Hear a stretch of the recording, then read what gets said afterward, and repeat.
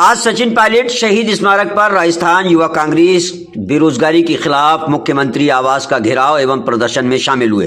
इस दौरान प्रदेश कांग्रेस अध्यक्ष गोविंद सिंह डोटासरा, युवा कांग्रेस के राष्ट्रीय अध्यक्ष उदय भानु, युवा कांग्रेस राजस्थान के प्रदेश अध्यक्ष अभिमन्यु पूनिया, AICC सचिव चिरंजीवी राव, युवा कांग्रेस राजस्थान के कार्यकारी प्रदेश अध्यक्ष यशवीर शूरा, सुखेंद्र मूंड, विधायक मुकेश भाकर, विधायक मनीष यादव, विधायक राम निवास गावड़िया, विधायक सुरेश गुर्जर, विधायक प्रशांत शर्मा एवं हजारों की संख्या में युवा कांग्रेस के कार्यकर्ता मौजूद रहे। जयपुर से संवाददाता नासिर खान की रिपोर्ट।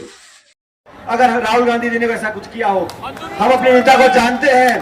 नेता प्रतिपक्ष वो संस्कारिक परिवार से है। राहुल गांधी वो व्यक्ति है जिस व्यक्ति ने अपने पिताजी के हत्यारों को माफ कर रखा हो, वो कभी धक्का मुक्की नहीं कर सकते। गृह मंत्री जी की साख बचाने के लिए, भारत सरकार और भाजपा की साख बचाने के लिए इनके मन के अंदर जो भाव अम्बेडकर जी के लिए है वो जुबान पे आ गया, मुंह से निकल गया, पूरे देश ने देख लिया। अब जब गले पर आ गई तो जान बचाने के लिए संसद में टकराव पैदा करा दिया। और मैं तो कहता हूं भारतीय जनता पार्टी में बहुत से लोग हैं, कुछ ऐसे लोग भी होंगे जो सचमुच अम्बेडकर जी का सम्मान मन से करते होंगे। मैं तो उन लोगों से अपील करना चाहता हूं जिनके मन में आज थोड़ी सी भी अगर अम्बेडकर साहब के प्रति सम्मान इज्जत है, उनको माफी मांगकर जनता से क्षमा मांगनी चाहिए। हमने गलती कर दी, हमें नहीं करना चाहिए था। लेकिन साथियों, मैं आप नौजवानों से अपील करना चाहता हूं, मैं आप लोगों से अपील करना चाहता हूं, देश नेताओं के व्यवहार को देख रहा है, देश सरकार के कामकाज को देख रहा है, देश आपको, मुझको, सबको देख रहा है। अपने आचरण से, अपनी भाषा से, अपनी शब्दावली से, अपने कार्यप्रणाली से हम लोगों को एक उदाहरण स्थापित करना चाहिए। जो लोग समाज में द्वेष फैलाते हैं, नफरत फैलाते हैं, हिंसा फैलाते हैं, उनको मुंह तोड़ जवाब देना पड़ेगा। और जो राहुल गांधी जी कहते हैं हिंसा का सहारा नहीं लेना, प्यार मोहब्बत से लोगों को जोड़ना है। राजनीति में उतार चढ़ाव आते रहते हैं, लेकिन हमें हमारे संस्कारों को, हमारी आस्था को, हमारे आइडियोलॉजी को बनाकर रखना है। और कांग्रेस पार्टी ने 130 साल से हमेशा प्यार, सद्भावना, अहिंसा का रास्ता अपनाया है। महात्मा गांधी का वो रास्ता था।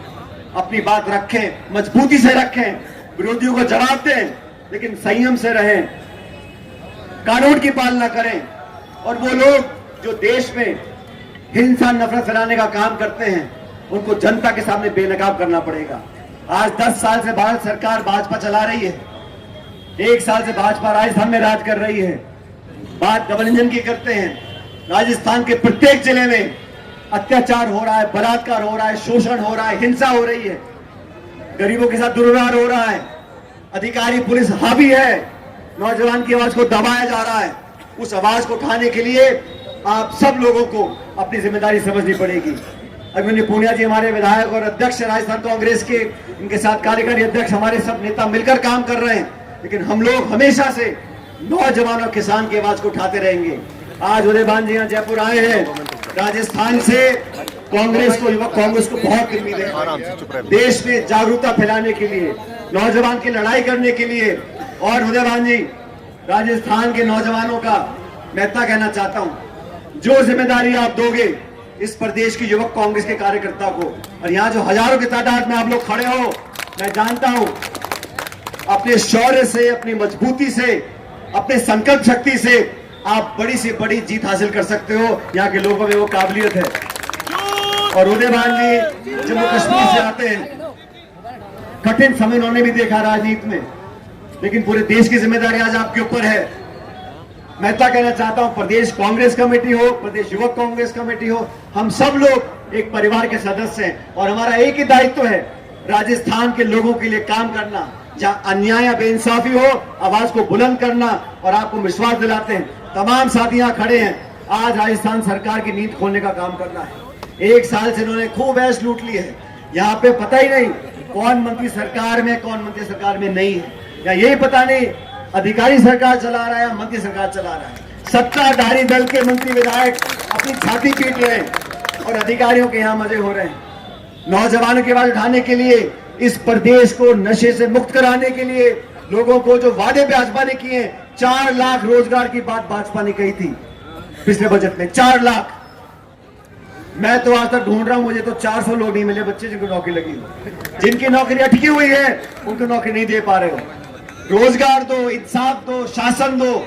सत्ता में हम लोग भी रहे, आप आज आ गए हो, लेकिन जो इनके हाल में देखता हूं, प्रदेश भर से जो खबर हमें मिलती है, 2028 दूर नहीं है। मैंने पहले भी कहा था 48 महीने बाद दोबारा यहाँ सरकार कांग्रेस पार्टी की बनने जा रही है, कोई रोक नहीं सकता। लेकिन इसके लिए हम सबको मिलकर काम करना पड़ेगा, हम सबको मिलकर संघर्ष करना पड़ेगा, आत्मीयता से, विनम्रता से, मजबूती से सामना करना पड़ेगा। पुलिस भी है, प्रशासन भी है, सत्ता भी है, ताकत भी है, इन सब का सामना करने का शौर्य हम लोग अंदर है। और मुझे पूरा विश्वास है युवा कांग्रेस ने आज जो प्रदर्शन किया है, इससे पूरे देश में संदेश जाएगा, पूरे प्रदेश में संदेश जाएगा और युवाओं को एक उम्मीद की किरण दिखेगी। एक बार पुनः मैं अभिनव पूनिया जी का, इनके साथियों का, पूरी युवा कांग्रेस परिवार का बहुत धन्यवाद करता हूं कि आपने मुझे यहाँ पर आमंत्रित किया इस कार्यक्रम में। मुझे आगे अलवर जाना है, लेकिन आप सबका मैं धन्यवाद करते हुए आपको विश्वास दिलाता हूं, आज तो मैं जा रहा हूं, इसके बाद जहां भी युवाओं की बात करने के लिए, पार्टी और युवा कांग्रेस की बात करने के लिए आप लोग बुलाओगे, जैसे मैं पहले आता था, इस बार दोगुनी ताकत आपके बीच में आऊंगा। जाति भाषा के नाम पर अगर कोई लोगों को बांटना चाहता है तो देश का नुकसान कर रहा है। मैं तो चाहता हूं कि देश में जो हमारी परंपरा है, जो संस्कार इतिहास रहा, अमन, चैन, भाईचारे, प्रेम का, इसको बरकरार रखना चाहिए। लेकिन दुर्भाग्यवश जो संसद में प्रकरण हो रहा है, जिस प्रकार अंबेडकर साहब को अपमानित करने का काम सत्ताधारी दल कर रहा है, गृह मंत्री जी सदन के अंदर अंबेडकर साहब के प्रति जो भाव रखते हैं उनके जमा पे आ गए। और हम तो शुरू से कह रहे हैं कि पूरी भाजपा को माफ़ी मांगनी चाहिए। इस प्रकार अंबेडकर साहब जो हमारे संविधान के निर्माता थे, उनके प्रति आप अपमान वाले भाव रखते हो तो देश में ठेस पहुंचे लोगों को। पूरे देश में आज आंदोलन लोग कर रहे हैं, तो एक घमंड और अहंकार का परिचय है जहां पर भाजपा ने इस प्रकार के शब्दों का प्रयोग अंबेडकर साहब के लिए किया। और लोकसभा के अंदर देश में पहली बार संसद के अंदर सत्ताधारी दल के सांसदों ने अपवाद किया है। राहुल गांधी जी खड़गे जी को संसद में घुसने से रोका और उसके ऊपर जाके झूठे केस दर्ज कराए हैं राहुल जी के ऊपर। ये उनकी घबराहट का एक परिचय है। और गृह मंत्री जी के बयान में जो थूथू हो रही है, उसे जान बचाने के लिए इस प्रकार का पूरा नाटक रचा गया है। ये जो नाटक किया है, ये सिर्फ भाजपा अपनी खाल बचाने के लिए कर रही है। वो एक्सपोज हो चुके हैं। संविधान और अंबेडकर साहब के प्रति जो उनकी भावना है वो देश जान चुका है। राहुल गांधी जी को टारगेट कर अपनी जान बचाने के लिए और जनता का ध्यान डाइवर्ट करने के लिए काम कर रहे हैं। चोट कहाँ लगी थी हॉस्पिटल में, आप अभी बता? अरे हम तो कह रहे हैं जो सीसीटीवी कैमरा है संसद परिसर का, एक इंच वीडियो कैमरा से रिकॉर्ड होता है। सरकार को वो फुटेज दिखानी चाहिए जहाँ पे आरोप लगे हैं। सरासर झूठे आरोप हैं, बेबुनियाद आरोप हैं और सिर्फ ध्यान भटकाने के लिए पुलिस में केस रजिस्टर कराया है। हमने चैलेंज किया, राहुल जी ने खुद बोला, प्रियंका जी ने बोला, आप फुटेज दिखाइए ना। खुद ही आप उपवाद मचाते हो, धक्का मुक्की करते हो, संसद में जाने को रोकते हो और फिर केस कराते हो। आपने संसद में जो बयान दिया गृह मंत्री जी ने, उसके विरोध में पूरा देश आज सामने आ गया है और वो बैकफुट पे आकर घबराए हुए हैं, इसलिए राहुल जी पे आरोप लगा रहे हैं। आज आपने यहाँ पर एक साल के लिए रोजगार और जवाब देने का वादा है। 1 साल पूरा हो गया, सरकार 1 साल पूरा हो गया है। साल भर पहले सरकार बनी थी, 4 लाख रोजगार की बात की थी, ना रोजगार दिया है, हिंसा बढ़ गई है।